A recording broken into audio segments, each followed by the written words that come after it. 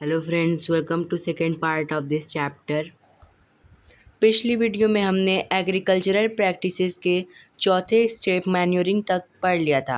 अब हमको इरिगेशन से स्टार्ट करना है। तो अगर आपने पार्ट नंबर 1 नहीं देखा है तो आप पार्ट नंबर 1 देख लीजिए। मैं पार्ट नंबर 1 की वीडियो लिंक डिस्क्रिप्शन में डाल दूँगा। तो चलिए स्टार्ट करते हैं। Irrigation, the process of watering crops in field at different time intervals is called irrigation.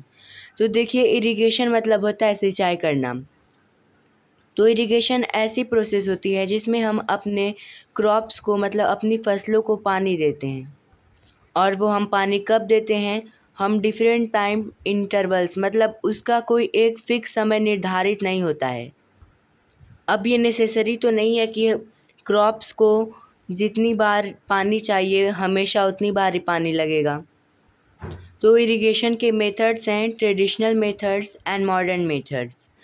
Traditional method, irrigation can be done by traditional methods with the help of labours and animals.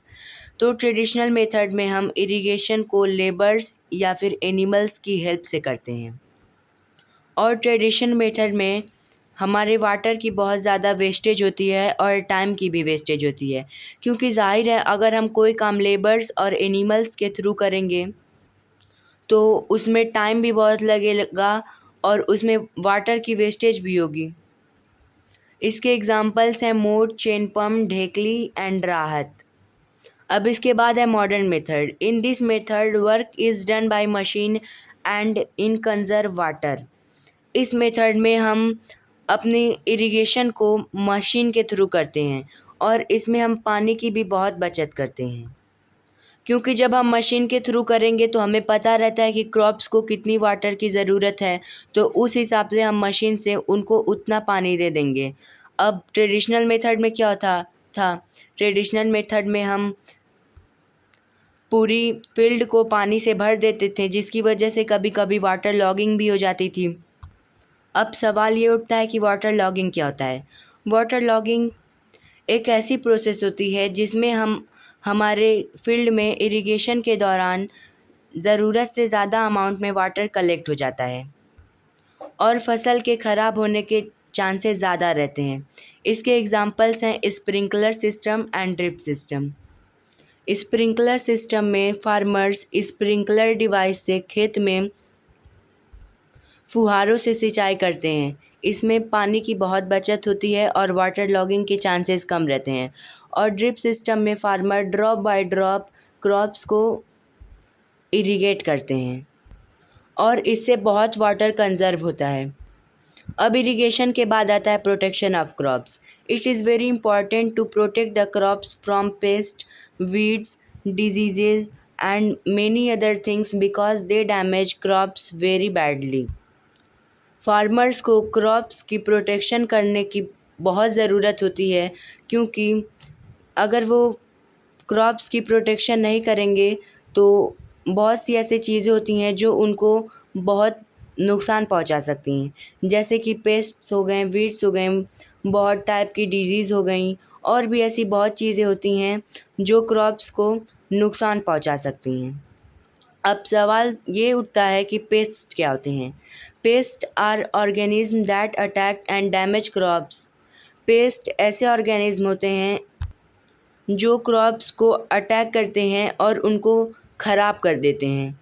They can control by the use of pesticides, और हम उनको pesticides के use से control कर सकते हैं। Paste में चूहे भी हो सकते हैं, मतलब कोई ऐसे एनिमल्स या फिर कोई ऐसे ऑर्गेनिज्म जो कि हमारी क्रॉप्स को नुकसान पहुंचाएं। अब प्रोटेक्शन ऑफ क्रॉप्स में एक और प्रोसेस आती है जिसका नाम है weeding. Weeds are unwanted plants that grow along with crop plants and compete with the crops for water, mineral and sunlight। तो वीड्स ऐसे अनवांटेड प्लांट्स होते हैं जिनको हम खुद से नहीं लगाते हैं, वो खुद से ग्रो हो जाते हैं और वो क्रॉप प्लांट के आसपास ग्रो हो जाएंगे। फिर उसके बाद वो सब आपस में हमारी जो मेन क्रॉप प्लांट रहेगी उसे वाटर के लिए, मिनरल के लिए, सनलाइट के लिए कम्पिटिट करने लगेंगे, क्योंकि उनको भी तो सर्वाइव करने के लिए इन सब चीज़ों की ज़रूरत रहती है। The process of removing weeds from a field is called weeding, और उनको फील्ड से निकालने की प्रोसेस को हम वीडिंग कहते हैं। अब प्रोटेक्शन ऑफ क्रॉप्स के बाद आता है harvesting. The process of cutting and gathering of crop is called harvesting. तो हार्वेस्टिंग एक ऐसी प्रोसेस होती है जिसमें हम अपनी क्रॉप्स को काटते हैं और इकट्ठा करते हैं। मतलब कि अब क्रॉप्स हमारी रेडी हो गई हैं, तो अब फार्मर्स उनको खेत से हटाते हैं, उनको काटते हैं। अब हार्वेस्टिंग में दो और चीज़ें रहती हैं, एक थ्रेसिंग और एक winnowing. The process of separating grains from harvested crop is called threshing. Threshing एक ऐसी प्रोसेस होती है जिसमें हम अपनी हार्वेस्टेड क्रॉप से ग्रेन्स को सेपरेट करते हैं, मतलब अलग करते हैं। जैसे कि अब एक क्रॉप है, अब वो कट चुकी है, तो उसमें के जो ग्रेन्स रहेंगे उन्हीं को क्रॉप से सेपरेट करने की प्रोसेस को हम थ्रेसिंग कहेंगे। इसके बाद आता है winnowing. The process of separating grains from chaff by blowing air is called winnowing. Winnowing एक ऐसी प्रोसेस होती है जिसमें हम चाफ यानी कि जो उस ग्रेन के छिलके वगैरह रहते हैं, हम उनसे ग्रेन को अलग करते हैं। इसमें फार्मर क्या करता है, फार्मर एक ऊंची डिस्टेंस से ग्रेन्स को गिराता है, और जो चाफ रहता है, मतलब ये सब हल्की भूसी वगैरह रहती हैं, ये उड़ के दूर चली जाती हैं, और जो ग्रेन रहता है वो एक जगह गिर के इकट्ठा हो जाता है। अब हार्वेस्टिंग के बाद आता है storage. The harvested food grains need to be stored very carefully to protect it from insects, pest, rodents and fungal diseases. तो हार्वेस्टेड फ्रूट ग्रेन्स जो रहते हैं, मतलब हमारे जो अब अनाज रहते हैं, हमको उनको बहुत सावधानी से प्रोटेक्ट करना बहुत ज़रूरी रहता है, क्योंकि अगर हम उनको प्रोटेक्ट नहीं करेंगे तो उनको इंसेक्ट्स, पेस्ट, रोडेंट्स और भी कई डिजीज़ेज़ उनको ख़राब कर सकती हैं। तो इसलिए स्टोरेज बहुत ज़रूरी होता है। अब इसके बाद आता है types of storage. There are 2 types of storage. Storage 2 types की होती हैं, पहला ड्राई स्टोरेज, दूसरा cold storage. So dry storage. It is a method used for storing non-perishable food materials like food grains. इस मेथड में हम ऐसे food materials को स्टोर करते हैं जो कि जल्दी ख़राब नहीं होती हैं, जैसे कि फूड ग्रेन्स। अब अनाज जितनी जल्दी तो ख़राब नहीं होंगे। Grains are stored in gunny bags, jute bags, metallic bins etcetera. और इसमें हम ग्रेन्स को गनी बैग्स में, जूट बैग्स में और मेटेलिक बीन्स में स्टोर करते हैं। अब दूसरा है हमारा cold storage. It is a method used for storing perishable food materials. इसमें हम ऐसी चीज़ों को स्टोर करते हैं जो कि ख़राब हो जाती हैं बहुत जल्दी। Vegetable and fruits are stored in this method. और इस मेथड में हम वेजिटेबल और फ्रूट्स को स्टोर करते हैं। So this types of items are stored in low temperature.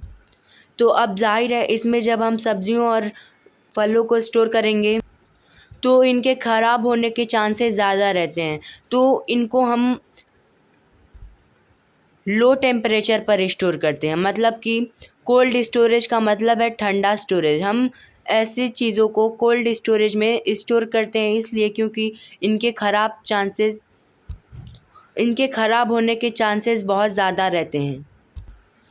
तो पार्ट नंबर 2 भी हमारा कंप्लीट होता है। अब आपसे मिलेंगे अगली वीडियोज़ में। अब हम अगली वीडियोज़ में इस चैप्टर के question answers, keywords, important terms और एक्स्ट्रा क्वेश्चंस करेंगे। तो आप चैनल को सब्सक्राइब कर लीजिए ताकि आपको नोटिफिकेशन मिल जाए। Thank you.